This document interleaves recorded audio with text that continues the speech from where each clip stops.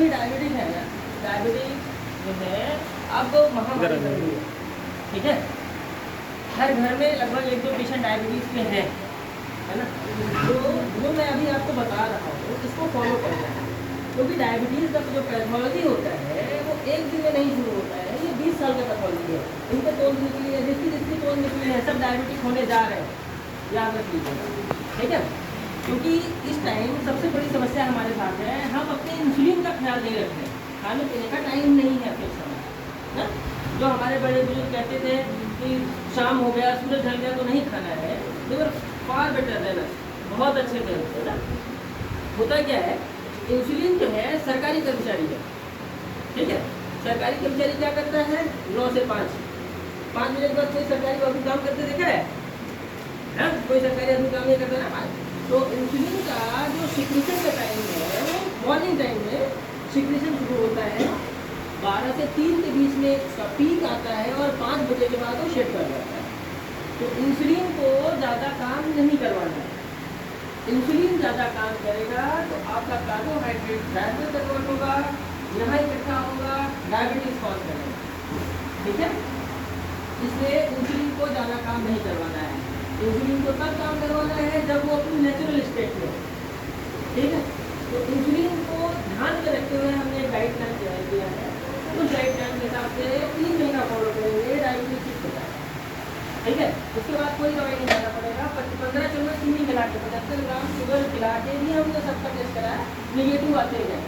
और अभी 250 ठीक करने के बाद मैं ये अपने एक्सपीरियंस से बता रहा हूँ, ठीक है।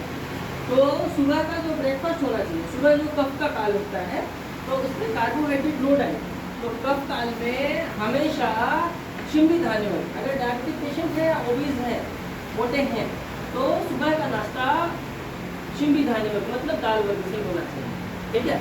दाल वर्ग मतलब चना और मूंग, हमने इसमें डाइट प्लान में लिखा है। सुबह उठिए, सुबह मॉर्निंग एक्सरसाइज इज मस्ट। आप 15 मिनट चलिए, 20 मिनट चलिए, आधा घंटा चलिए, जितना कर सकते हैं, नहीं कर सकते ताली हो जाइए, कुछ भी करिए, लेकिन सुबह का एक्सरसाइज बहुत ज़रूरी है, ठीक है। तो आधा घंटा 20 मिनट धूप में एक्सरसाइज करिए, आपका मेटाबॉलिज्म अच्छा हो जाएगा, ठीक है। फिर जो नाश्ता होना चाहिए, चना, मूंग, मसूर, जो आपको समझ में आए। मूंग दाल का इडली बना सकते हैं, मूंग दाल का चिल्ला बना सकते हैं, चना मूंग उबाल सकते हैं, उबाल के उसको मूंगली बना सकते हैं, जो भी हो। कच्चा नहीं खाना है, क्योंकि डायबिटीज किसी को अभी जाएगा तो उसको कच्चा नहीं खाना है, ठीक है। उसको उबाल के अच्छा टेस्टी बना के खाना है, टमाटर प्याज वगैरह। ब्रेकफास्ट वही होना चाहिए। ब्रेकफास्ट में आप जो है एक छोटा सेब और 30 ग्राम पपीता भी साथ में ले सकते हैं, ये ब्रेकफास्ट होना चाहिए, ये मॉर्निंग का ब्रेकफास्ट। फिर 12 से 3 बजे के बीच में लंच होना चाहिए। Try to avoid heat. गेहूँ आज के टाइम में, आपने किसमें जो पुराने लोग हैं सबने देखा होगा, गेहूँ पहले छोटा छोटा आता था, अभी जो गेहूँ आता है वो बहुत बड़े बड़े साइज का होता है ना, मैक्सिकन ब्रीड जो हम यूज करते हैं ना। इसका ग्लाइसिन वो ग्लूटीन इंडेक्स 78% होता है, जो कि पहले वाले गेहूँ का जो ग्लूटीन इंडेक्स था वो 18% हुआ करता है, ठीक है। तो ये गेहूँ खाने लायक नहीं है, इसको खाने वाला हर इंसान बीमार रहेगा, ठीक है। पहले भी लोग गेहूँ खाते थे, इतना बीमार नहीं होते थे जितना आप होने लगे, ये चीज़ हम देखते हैं ना। तो गेहूँ अवॉइड करिए, जौ, मक्का, बाजरा जो भी मिले। अगर शुगर आपका जैसे आपका HbA1c 12-13 है तो आपको गेहूँ नहीं, बाकी सारी चीज़ें छोड़ के सिर्फ जौ के आटे पे शिफ्ट होना चाहिए। जौ का आटा ही खाना है, ठीक है। खाने से पहले थोड़ा सलाद खाना है। अगर चावल खाने को, व्हाइट राइस का ग्लाइसेमिक इंडेक्स बहुत ज़्यादा होता है, 100 होता है, तो उसको कम करना है तो उसमें थोड़ा सा विनेगर, सिरका डाल सकते हैं, हल्का सा नींबू डाल सकते हैं। सिरका या नींबू डालते हैं तो उसका ग्लाइसेमिक इंडेक्स 50 आ जाता है, ठीक है। तो वैसा चावल खाने से कम शुगर अचानक से शूट नहीं करता है। जितना ज़्यादा कार्बोहाइड्रेट लेंगे उतना इंसुलिन रिलीज होगा और फिर वो फैट को में कन्वर्ट कराएगा, याद रखिएगा। तो लो ग्लाइसेमिक इंडेक्स का डाइट रखना है ना, तो ये रखना है। ज़मीन के नीचे वाली और कटहल नहीं खाना है, ये दो सब्जियां नहीं खाना है। दाल 1 कटोरी जरूर खाना है और खाने से पहले 1 कटोरी भर के सलाद हमेशा खाएं, ठीक है। शाम के टाइम भूख लगे 12 से 3 के बीच में अगर खाया जाए तो 4-5 बजे फिर से भूख लगेगा, तो इसमें आप जौ की दलिया बॉयल करके ले सकते हैं, जौ की दलिया ले सकते हैं। कायदे से 5-5:30 बजे खाना खा के खत्म कर देना चाहिए, ठीक है। 5-5:30 बजे जौ की दलिया और मूंग का दाल बॉयल करिए, तहरी जैसा बनाइए, बनाने में मेहनत लगती है, 2 मिनट में, आधा घंटा 15 मिनट में बन जाता है, उसको खा लीजिए। ठीक है, आप देखेंगे अचानक से आपका शुगर, कार्डियक डिसऑर्डर, बहुत सारी बीमारियां खत्म होंगी। ठीक है, और अगर थोड़ा भूख भूख लगता है तो थोड़ा भूजा वगैरह खा सकते हैं, है ना। तो डायबिटीज़ को कंट्रोल करने के लिए ये परफेक्ट डाइट प्लान है। पहले लोग बहुत ज़्यादा मेहनत करते थे, अभी मेहनत बहुत कम हो गया, मेहनत इंडेक्स कितना कम हो गया है। आपको आइडिया देखिए कि सुबह उठिए, गाड़ी से बैठिए, फिर कहीं जाइए, गाड़ी से ही जाना है, बस खड़े होना है, बैठ जाना है, और कोई काम करता नहीं है। तो खाने के हिसाब से ही डाइट लीजिए, क्योंकि जो एक्स्ट्रा एनर्जी होती है वो हमेशा नई बीमारियों को जन्म देती है।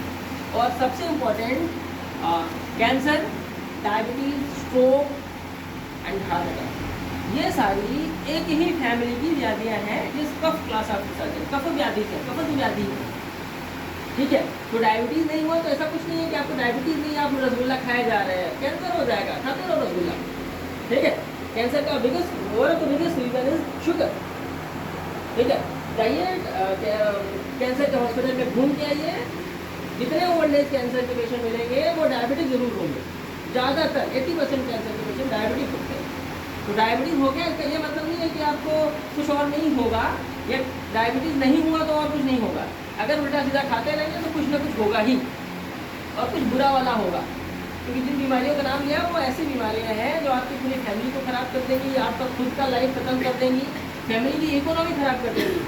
ठीक है, चाहे डायबिटीज़ हो, चाहे कैंसर हो, चाहे हार्ट अटैक हो, चाहे स्ट्रोक हो, इसमें पूरी फैमिली की इकोनॉमी ख़राब हो जाती है। और एक आदमी बिस्तर पे पड़ गया तो पूरा परिवार डिस्टर्ब रहेगा। ठीक है, और आप अपने परिवार के अचानक से बोझ बन जाएंगे। तो गुटखे के साथ साथ चीनी का भी ध्यान रखा जाए। गुटखा नहीं खाना अच्छी बात है, चीनी और गेहूँ अवॉइड करिए। और रही बात दूध की, बड़ा तोड़ मचाते हैं इंडिया वाले। ठीक है, दूध पीना है, दूध पीना है।